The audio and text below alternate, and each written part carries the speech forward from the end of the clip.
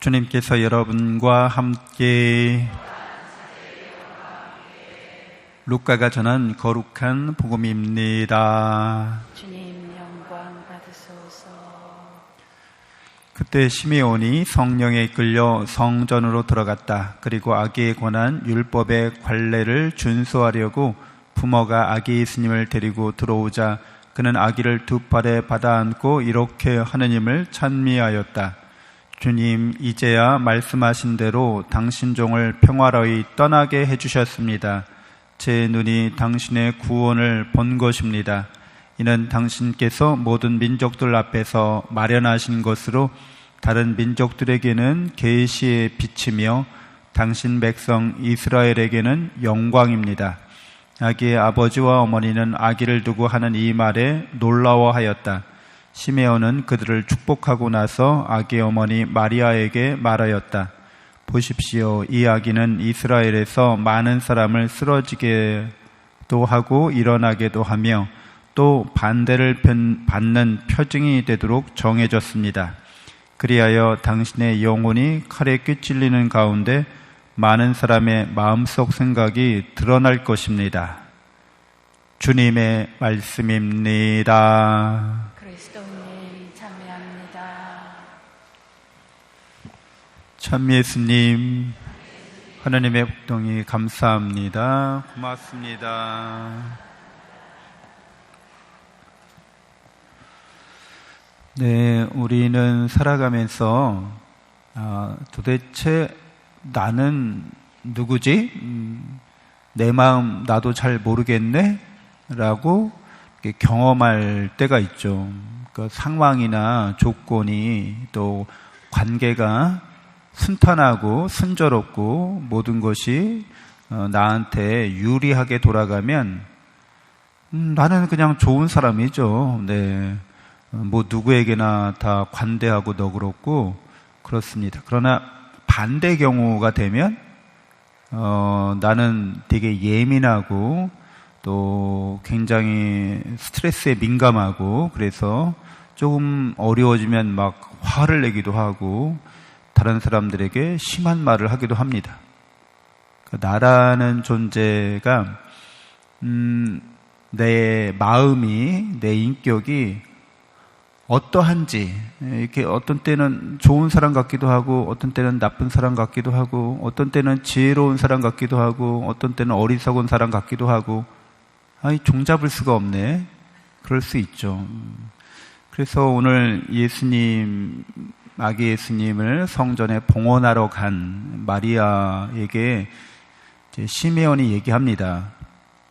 그 아기 예수님을 봉헌한다는 것, 그러니까 성경에서 마다들을 봉헌하는 것, 그러니까 생명의 선물을 받은 그 부모가 생명의 주님이신 하느님께 봉헌한다는 거죠.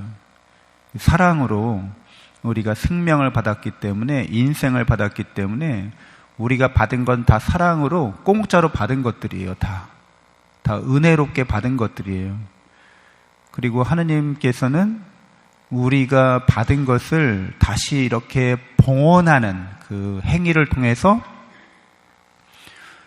우리가 하느님의 이런 사랑을 받고 봉헌하는 행위를 통해서 우리가 하느님의 사랑에 더 가까이 나아갈 수 있도록 이 섭리를 해주신 거죠. 그러니까 우리가 무슨 봉사활동을 하든지 어떤 봉헌을 하든지 기본은 그 모든 건 다 하느님의 사랑의 선물로 받은 거라는 거예요. 본래 내 게 아니라는 거죠. 받은 거예요. 받은 거. 근데 받은 것 중에서 일부를 하느님께 다시 사랑으로 봉헌하는 거죠. 네, 이런 봉헌 행위를 통해서 우리가 하느님의 사랑을 배우게 되고 하느님의 사랑을 닮아가는 거죠. 그러면서 하느님께 더 가까이 나가고 하느님의 더 큰 사랑과 은혜를 받게 되는 거죠. 이게 계속 선순환을 일으키는 게 인간이 살아가는 삶의 길입니다. 그래서 이 아기 예수님을 봉헌하는 이 행위는 이렇게 성모 마리아와 성 요셉이 자신에게 있는 가장 귀한 그런 보물인 거죠. 가장 의미 있고 가치 있는 거죠. 다시 하느님께 돌려드리는 행위입니다. 근데 많은 사람들이 이러한 성모 마리아와 성 요셉 또 예수님께서 이제 이렇게 하느님께 봉헌되신 예수님께서 이제 당신 스스로를 십자가에 봉헌하시죠. 그러니까 십자가에 스스로를 봉헌하시기 때문에 성모 마리아와 성 요셉이 예수 그리스도를 봉헌하시면서 이제 이렇게 하느님께 더 가까이 나아가셨는데 예수님은 이제 당신 자신의 생명을, 당신 자신의 삶을 온전하게 하느님께 봉헌하는 거죠. 그래서 우리들도 간접적으로 나에게 속한 것을 이렇게 하느님께 봉헌하는 그런 삶을 살아가야겠지만 이제 결정적으로는 자기 자신을 이렇게 봉헌해야 한다는 거죠. 나의 생명을, 나의 인생을 하느님께 온전히 봉헌하는 것, 예수님을 통해서 그렇게 드러난 거죠. 그래서 예수님이 십자가를 통해서 자신을 봉헌하시고 희생하시죠. 우리가 예수님을 통해서 하나님의 사랑을 완전하게 깨닫게 됩니다. 예수 그리스도를 통해서 우리가 그렇게 하느님이 얼마나 우리를 사랑하는지 알게 됩니다. 십자가의 진리, 구원의 진리라고 하죠. 그래서 십자가의 진리, 구원의 진리를 깨달은 사람, 십자가를 바라보는 사람, 그래서 하나님의 사랑을 믿게 된 사람, 그리고 하나님의 사랑에 희망을 둔 사람, 바로 이제 그리스도인이다 이렇게 말하는 거죠. 그래서 그리스도인은 이렇게 하느님과의 관계, 사랑과 은총의 관계 안에서 자기가 누군지를 알게 되는 존재인 거예요. 영원한 사랑받는 존재라는 거죠. 영원히 은혜받는 존재라는 거죠. 그러니까 우리가 이 세상을 살아가는 그런 이유나 목적이나 이런 의미들이 그 안에서 이렇게 밝혀지게 됩니다. 우리가 세상 살아가면서 겪게 되는 모든 좋은 것들은 다 하나님의 선물이고 은혜고 내가 받은 좋은 것들을 봉헌하고 이제 나 자신까지 하나님께 봉헌할 수 있어야 되는 거고, 왜냐하면 그 모든 것들은 내 것이 아니라는 거예요. 나의 것은 아무것도 없는 거죠. 다 받은 거라는 거죠. 지구라는 별에 우리가 살고 있잖아요. 이 지구 누가 소유주예요? 이 지구의 소유주, 이 우주의 소유주는 누구세요? 하느님이시잖아요. 누가 이 소유권을, 물론 등기부 등본에 이 땅은 내 거라고 이렇게 법에 등록돼 있지만 영원히 그런 건 아니죠. 이게 우리가 잠시 맡아서 관리자일 뿐인 거잖아요. 너무 잘 알고. 여러분의 몸도 이게 여러분 거예요. 선물 받아서 관리하는 거잖아요. 관리자지. 여러분이 소유자는 아니잖아요. 다 그러니까 관리자 정신, 청지기라고 하죠. 청지기 정신.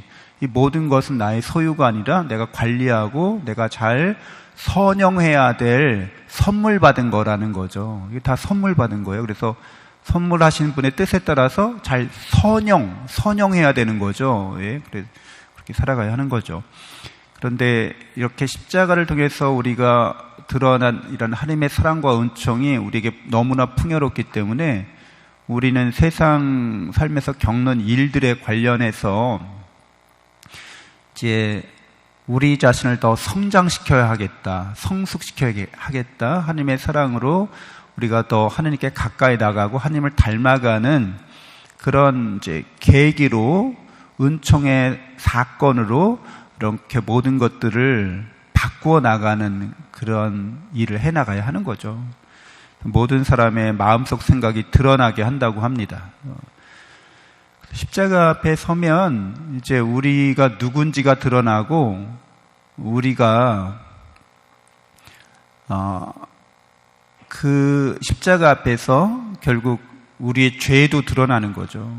우리가 하느님을 사랑하지 않음으로써 하느님보다 다른 걸 더 사랑함으로써 하느님이 아닌 것을 우리가 닮아가려고 했다는 거, 그리고 그럼에도 불구하고 하느님이 우리를 사랑하신다는 게 드러나기 때문에 그렇게 사랑받는 자로서 여전히 죄인으로서 우리가 드러나게 됩니다. 누구든지 십자가 앞에서 이제 잘 드러나야 하는 거죠. 그러니까 예수님을 바라보면서 우리의 부족함이나 우리의 부당함에 대해서 겸손되게 고백하고 하느님의 사랑과 은총에 의지하고 위탁해서 우리 자신도 십자가를 지고 우리의 인생을 삶의 길을 걸어갈 수 있어야겠습니다. 잠시 묵상하겠습니다.